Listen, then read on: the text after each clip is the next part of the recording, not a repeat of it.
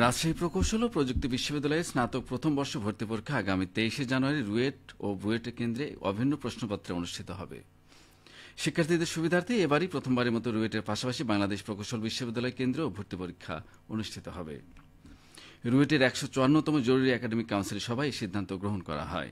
সভায় সভাপতিত্ব করেন রুয়েটের উপাচার্য ও একাডেমিক কাউন্সিলের সভাপতি প্রফেসর এস.এম. আব্দুর রাজ্জাক।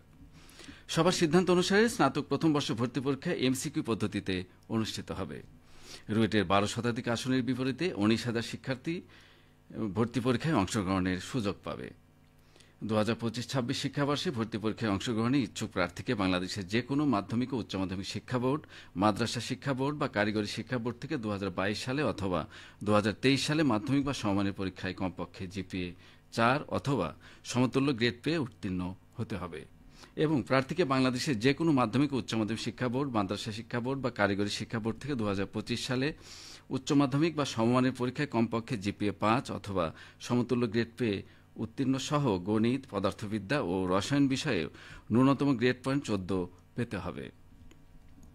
এছাড়াও প্রার্থী জিইসি ও ও লেভেল এবং এ লেভেল পরীক্ষায় পাশ করে থাকলে তার ক্ষেত্রে ভর্তি পরীক্ষায় অংশগ্রহণের জন্য জিসিই ও লেভেল পরীক্ষায় কমপক্ষে 5টি বিষয়ে ন্যূনতম বি গ্রেড পেয়ে পাশ করতে হবে।